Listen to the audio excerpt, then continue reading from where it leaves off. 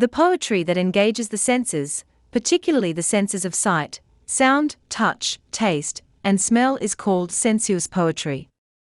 Sensuous poetry often focuses on vivid and detailed descriptions that aim to evoke sensory experiences in the reader's mind.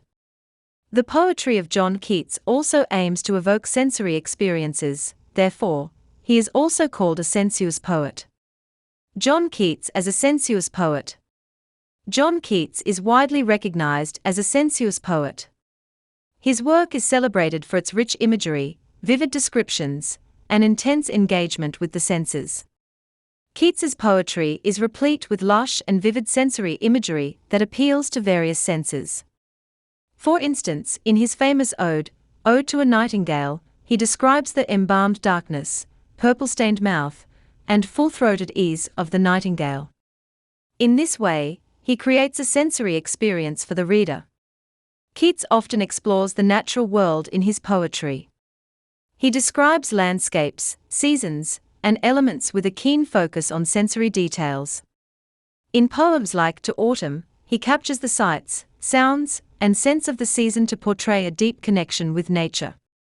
John Keats was fascinated by the concept of beauty. His poems are filled with descriptions that celebrate the beauty of art, nature, and human experiences. In Ode to a Grecian Urn, he explores the beauty frozen in time on the urn. He highlights the visual and imaginative aspects of beauty. Keats's poetry often delves into the sensuality of physical and emotional experiences. In poems like Bright Star, he intertwines the themes of love and sensuality to express the eternal nature of love through sensory images. Keats is renowned for his odes. These odes are characterized by their elaborate and sensuous language. Ode to a Nightingale, Ode to a Grecian Urn, and To Autumn showcase his ability to convey profound emotions through rich sensory experiences. The poet occasionally employs synesthesia. It is a literary device that blends different sensory experiences.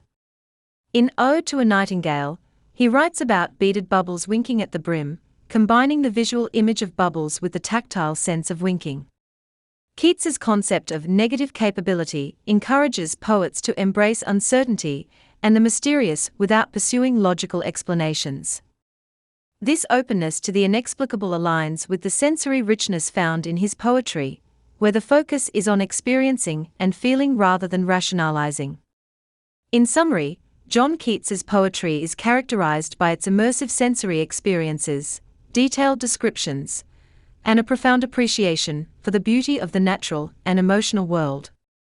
The ability of John Keats to evoke a multisensory response in the reader solidifies his place as a quintessential sensuous poet of the Romantic era.